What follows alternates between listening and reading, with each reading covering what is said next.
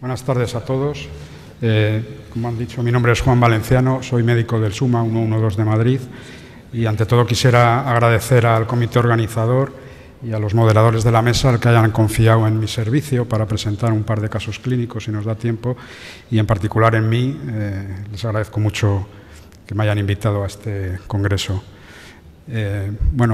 Como un poco introducción de los casos clínicos, me gustaría, porque veo que hay gente joven por aquí que quizá todavía no tenga un poco noción del tiempo en cuanto a los servicios de emergencia extrahospitalaria, empezaron a funcionar como tal a finales de los años 80 o principios de los años 90 de la década del siglo pasado, y básicamente nuestro objetivo inicial fue tratar dos patologías que tenían una alta incidencia de muertes evitables, en concreto la atención inicial al accidente de tráfico y la atención precoz también a los pacientes con una cardiopatía isquémica que morían de muerte súbita, muchas veces muerte evitable, ¿no? Entonces, como digo, yo pertenezco al SUMA 112 de Madrid. En la actualidad estoy ejerciendo funciones de jefe de guardia, con lo cual mi actividad asistencial ha bajado algo, pero sigo haciendo guardias en la calle porque me interesa estar en contacto con el paciente y no perder esa referencia, ¿no? Entonces, para presentar un poco mi servicio, invertiré un minuto simplemente. Es el Servicio de Urgencias Médicas de la Comunidad de Madrid. Insisto, es Comunidad de Madrid, en contraposición un poco con el SAMUR, que quizá tiene más relevancia en los medios. El SAMUR es el Servicio de Emergencias del Ayuntamiento de Madrid y su ámbito de actuación es única y exclusivamente el municipio de Madrid y en concreto la vía pública. El resto de la Comunidad de Madrid lo hace el SUMA 112, ¿no? Como veis ahí, nuestra población diana pues son los 6 millones y pico de habitantes que tiene la Comunidad de Madrid en todos sus municipios y en todas sus poblaciones, ¿no? Para desarrollar nuestra labor, disponemos de una serie de dispositivos y os lo resumo ahí un poco, ¿no? Para que veáis un poco también la magnitud de mi servicio, ¿no? Disponemos de 26 UBIs móviles, 16 vehículos de intervención rápida, 2 helicópteros y una serie de unidades de atención domiciliaria urgente, tanto de médico como de enfermería, y por supuesto también ambulatorios o servicios de urgencia de atención primaria. Y todo ello pues porque la actividad asistencial que realizamos es muy amplia, ¿no? Como muestra un botón, en el año 2011 se recibieron en el centro coordinador del SUMA 112 un total de 1.009.000 y pico llamadas, ¿no? O sea, 1 millón y pico de llamadas son muchas llamadas al año, ¿no? Y fijaros que del 1 millón y pico se resolvieron las demandas enviando un recurso aproximadamente en el 47-48% de las situaciones, ¿no? Luego, una de nuestras funciones, que es también de servir de filtro a nivel, para que no acuda todo el mundo al hospital, pues yo creo que también la vamos cumpliendo poco a poco, ¿no? O sea, que un 50 y pico % de los pacientes o de los familiares que nos solicitan una demanda, pues lo resolvemos sin necesidad de derivar a los pacientes al hospital, ¿no? Fijaros, pues recibimos una llamada de media cada 32 segundos, se moviliza un recurso, ya sea un helicóptero, una UBI móvil, un cochecito de médico cada 70 segundos y, como veis ahí, el 47% de los demandas se resolvieron sin necesidad, enviando un recurso, ¿no? Sin más, como vamos también un poquito justo de tiempos, pues presento un caso clínico. A mí cuando me invitaron me surgió la duda, vengo a un congreso de arritmias, ¿qué presento yo aquí, ¿no? Y me orientaron bastante diciendo que presentara un caso típico de los que atendemos nosotros, ¿no? Entonces yo os voy a presentar un caso típico con ciertas atipicidades, por así decirlo, ¿no? Entonces, pues fijaros, a las 4 de la tarde de un día cualquiera se recibe en el centro coordinador del SUMA una llamada alertando de un accidente de tráfico. En concreto se trataba de un motorista con una salida de vía, ¿no? Entonces, el médico regulador del centro coordinador de urgencias, pues lo que hace es preguntar al alertante realizar al alertante una serie de preguntas para orientar y poder dar la respuesta más oportuna ante esta demanda de asistencia, ¿no? Entonces, el alertante, el testigo, el primer interviniente, lo que dice es que el paciente parece que está inmóvil, que no responde a estímulos verbales y no parece presentar movimientos respiratorios, ¿no? Lleva el casco puesto, esto también es importante, ¿no? Bueno, con estos primeros datos, aquí viene la primera pregunta, ¿no? Con estos datos, ¿cuál cree usted que debería ser la respuesta del médico regulador, el que está atendiendo la llamada, ¿no? esperar a que llegue la Guardia Civil y confirme la existencia del accidente para confirmar que efectivamente no se trata de una broma, que hay mucho bromista, diagnosticar por teléfono el fallecimiento del motorista y avisar al forense y al juez de guardia, movilizar un recurso de soporte vital avanzado y dar instrucciones telefónicas para que el alertante haga compresiones torácicas hasta que llegue dicho recurso, o consultar con el jefe de la guardia qué es lo que puede hacer, ¿no? Cuando quieran ustedes. ¿Ya? Parece obvio, ¿no? Perdón. No sé si... Bueno, pues efectivamente movilizar un recurso de soporte vital avanzado y, como se sospecha que el paciente está en parada cardiorrespiratoria, dar instrucciones telefónicas para que el alertante inicie las compresiones torácicas al menos, ¿no?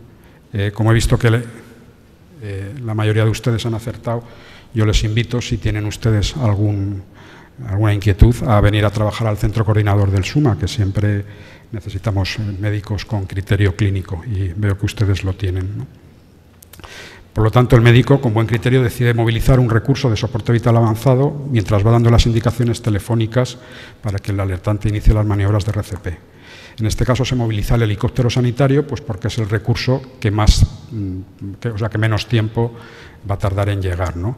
Y al mismo tiempo se moviliza una ambulancia de soporte vital básico de la localidad, que tarda, como veis ahí, 5 minutos en llegar, y que nos confirma que efectivamente el paciente está en parada cardiorrespiratoria y releva al primer interviniente en las maniobras de reanimación, ¿no? Con estos datos, ¿cuál cree usted? No, perdón. El helicóptero llega 12 minutos después y se encuentra aproximadamente un varón de 45 años de edad, de complexión fuerte, y que efectivamente comprueban que está en parada cardiorrespiratoria, puesto que no está inconsciente, no respira, no tiene pulso, ¿no? No parece presentar hemorragias externas ni parece que tenga deformidades importantes. Se procede a monitorizar al paciente y aparece ese ritmo en el monitor. No sé si se ve bien. Bueno, parece bastante obvio, ¿no? La segunda pregunta que les planteo es: ¿cuál considera usted que es la causa más probable de la parada en este caso, ¿no? ¿Es un motorista, una salida de vía, un accidente de tráfico?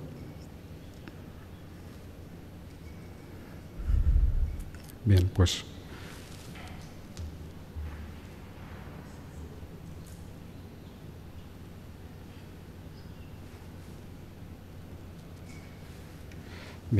parece obvio, ¿no? Un motorista, un paciente traumatizado, la causa más probable de una parada sería una hipovolemia, ¿no? Bueno, pues seguimos con el caso, ¿no? Ante esta situación, con ese ritmo inicial de parada, ¿cuál cree usted que debería ser la actitud del equipo del helicóptero? Continuar con las compresiones torácicas, proceder al aislamiento de la vía aérea, canalizar una vía venosa periférica y administrar adrenalina a razón de 1 miligramo cada 4 minutos. Lo mismo, más administrar atropina a una dosis única de 3 miligramos, desfibrilar al paciente o interrumpir el masaje cardíaco y firmar el certificado de defunción. Tenemos un motorista accidentado que, cuando se lo monitoriza, está en asistolia.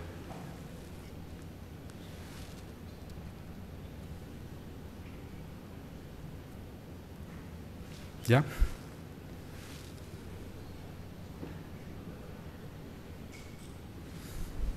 La respuesta A, pues muy bien. Tenía una pregunta un poquito trampa, porque incluyo ahí la atropina, que, como sabéis, en las últimas recomendaciones, en los ritmos no desfibrilables, se ha suprimido ya, ¿no? Y os recuerdo y os traigo aquí el algoritmo de reanimación cardiopulmonar vigente hasta ahora mismo, con las recomendaciones del 2010. Como veis, nos encontramos ante un ritmo no desfibrilable y lo que hay que hacer es simplemente maniobras de reanimación cardiopulmonar, interrumpirlas cada 2 minutos para volver a evaluar el ritmo, y mientras se está dando masaje, pues se pueden hacer otras intervenciones como el aislamiento de la vía aérea, canalizar vía, administrar fármacos, etcétera, ¿no? Bueno, pues tras la intubación del paciente y la administración de 2 dosis de adrenalina, pues es decir, que han pasado aproximadamente 8 minutos, se objetiva un cambio en el electrocardiograma. Vemos que el paciente cambia su ritmo en el monitor, ¿no? Entonces, ante este cambio, ¿qué actitud debería tomar el médico del helicóptero? Continuar con el masaje y administrar más adrenalina, desfibrilar con 200 julios y administrar 300 miligramos de amiodarona e inmediatamente después continuar las compresiones torácicas, administrar cristaloides a altas dosis ante la sospecha de hipovolemia severa o desfibrilar con 200 julios y reanudar inmediatamente las compresiones torácicas.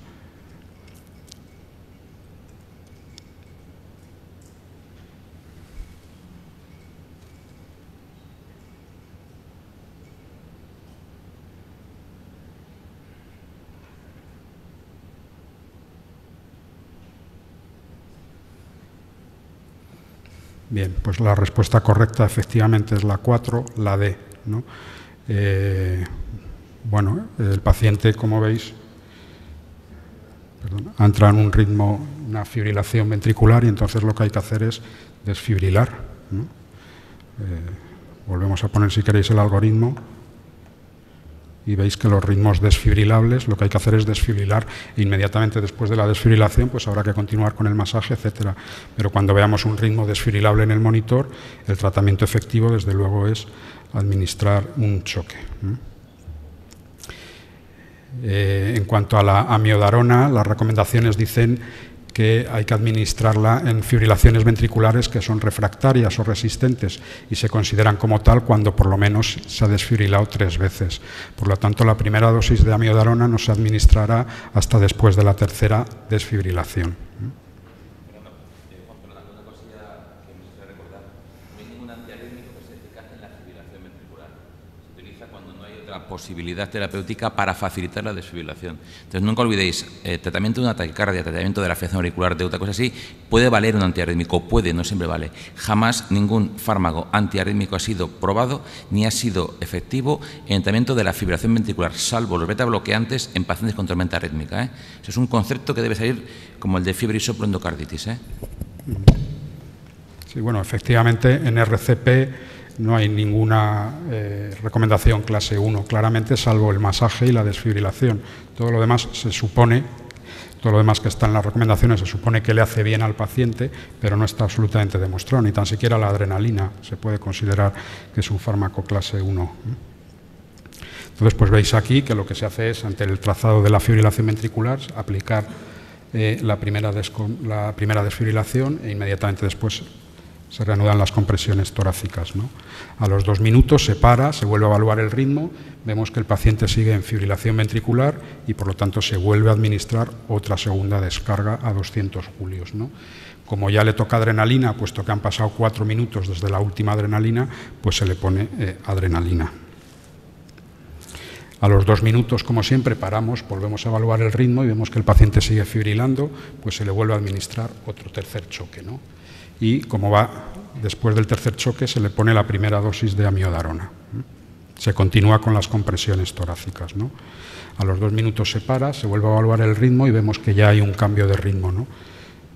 Hay algún complejo por ahí aislado, pero parece que el paciente puede estar otra vez en asistolia, con lo cual se reanuda el masaje sin necesidad de administrar descarga, se continúa con el masaje durante 2 minutos y a los 2 minutos se vuelve a evaluar el ritmo y vemos que vuelve a entrar en fibrilación ventricular y se le vuelve a dar una descarga, ¿no? Bueno, por último, tras 2 minutos de compresiones, pues el paciente vemos que recupera un ritmo organizado en el monitor y que recupera pulso, ¿no? Por lo que procedemos a la estabilización y realizamos un electro de 12 derivaciones. Y ahí nos llevamos quizá la primera sorpresa, ¿no? Entonces, como podéis apreciar, empieza a haber alguna alteración, ¿no? Sobre todo en cara lateral, en 1 y en AVL, donde se empieza a apreciar quizá pues una elevación del ST, ¿no? Entonces, lo primero que nos choca y nos llama la atención es que un paciente, como consecuencia de un accidente de tráfico, entre en fibrilación ventricular, cuando no es lo habitual, ¿no? Y cuando sale de la fibrilación y le realizamos el primer electro de 12 derivaciones, empezamos a encontrar ya cambios isquémicos en el electro del paciente, ¿no? Hacemos una primera valoración y una primera exploración y vemos que tiene unas tensiones aceptables, una frecuencia de 100, la saturación, como el paciente está bien intubado, la mantiene, tiene un buen ETCO2 y una glucemia de 111. Lo único que llama la atención a la auscultación es que tiene crepitantes, como veis ahí, hasta tercio medio, ¿no? Entonces se sospecha que el paciente está por lo menos en un KILIP2 y se inicia un tratamiento agudo del infarto agudo de miocardio con insuficiencia cardíaca. Se administra dopamina, se administra furosemida, cloruro mórfico, la aspirina y para mantener la sedación utilizamos midazolam y como relajante muscular el becuronio, ¿no? Volvemos a hacer un segundo electro antes de meter al paciente en el helicóptero y vemos que ya los cambios isquémicos pues van siendo más llamativos, ¿no? Fijaros que ahora ya aparecen también prácticamente en toda la cara anterior, ¿no?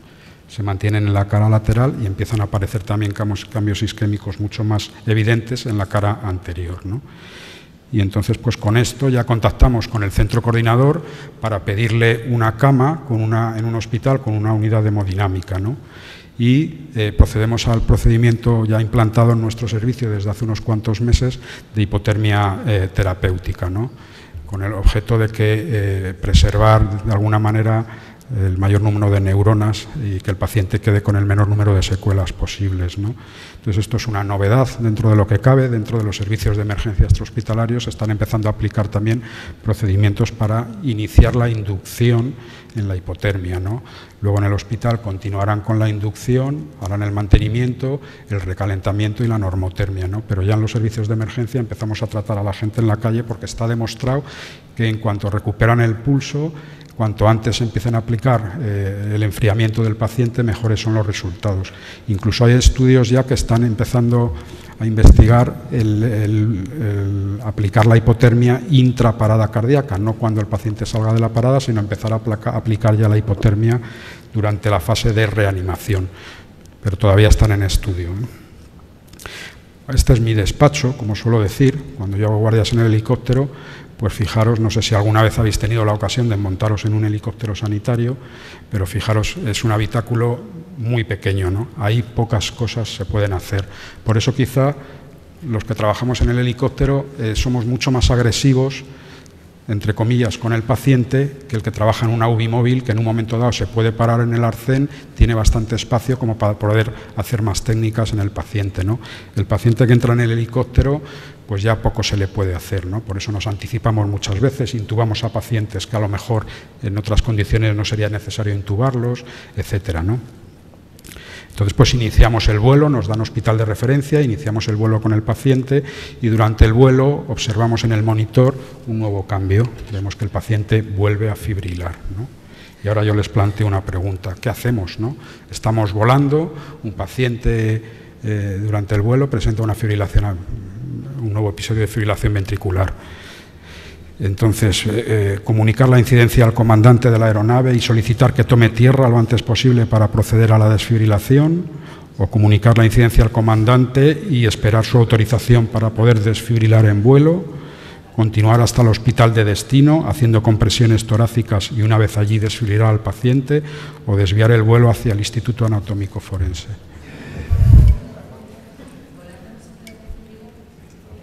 Esa es la pregunta. Esa es la pregunta.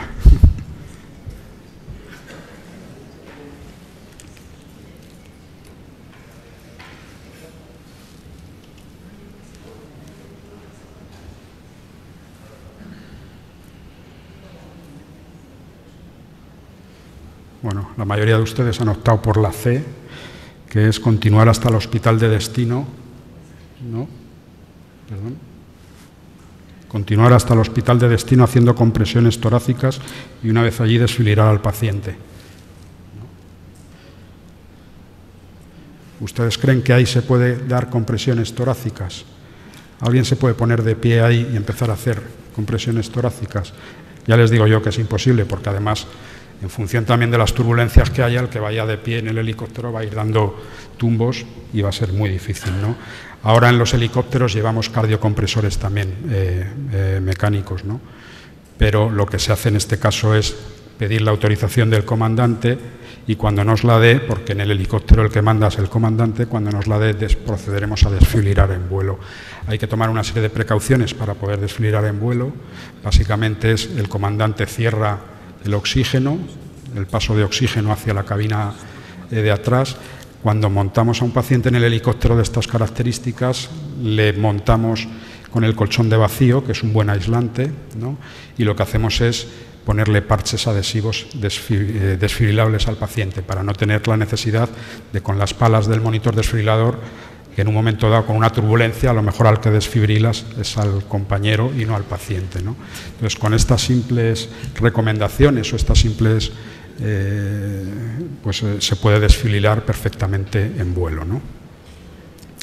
Bueno, cuando llegamos al hospital y le hacemos un último electro antes de entregarlo a nuestros compañeros del hospital, pues vemos ahí que ya claramente el paciente tiene una elevación bestial del ST que abarca pues lo que es prácticamente toda la cara anterior y lateral, ¿no? Con lo cual pues parece que es un infarto anterior extenso, ¿no? El paciente entra en la sala de hemodinámica, durante la técnica sufre otro episodio de fibrilación ventricular que decede con un choque de 200 julios y al final pues se le coloca un stent, como veis ahí en la DA y en la coronaria derecha, y es dado de alta a los 7 días sin secuelas neurológicas. Es otro éxito del SUMA 112, ¿no? No les iba a presentar aquí un caso sin éxito, ¿no? Tenía que traer un caso en el que nuestra actuación fue desde luego importante y fundamental, porque sacamos al paciente de la fibrilación, iniciamos procedimiento de hipotermia, etcétera, ¿no? Entonces, pues de aquí hay que sacar algunas moralejas. No siempre que vas a un accidente de tráfico el paciente está parado como consecuencia del traumatismo o del politraumatismo, ¿no? Entonces, las apariencias a veces engañan, no todo lo que parece es, no es bueno llevar ideas preconcebidas y como a veces la vida y la medicina te da sorpresas, ¿no? Y conviene siempre en todas las situaciones de la vida y en la medicina también tener siempre un plan B, por si falla el plan A, ¿no? Muy bien, da tiempo en dos.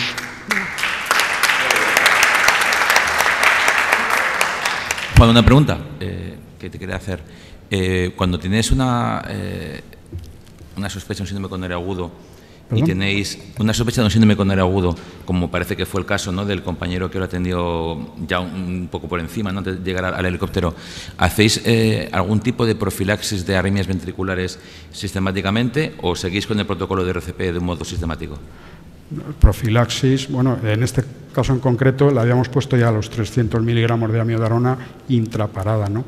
Pero yo creo que profilaxis... te preguntaba si habitualmente, no en este caso que era muy claro, si tenéis en vuestro armamentario terapéutico algún hueco para la lidocaína. Bueno, como profilaxis no. Como profilaxis no. Un paciente que presente alguna taquicardia ventricular sostenida y tal, pues quizás si la lidocaína quizás sea preferible a la amiodarona o... No sé si vas por ahí tu pregunta, ¿no? Sí, iba porque antiguamente en el síndrome coronario agudo sí existía el famoso trabajo de Josep Burgada, ¿no?, que comentaba que el tratamiento, el único lugar que daba para la lidocaína hoy en día era el tratamiento de las taquicardias ventriculares monomorfas sostenidas en el síndrome coronario agudo. Y tu caso es precioso porque la gente que tiene un síndrome coronario agudo no hace taquicardias ventriculares.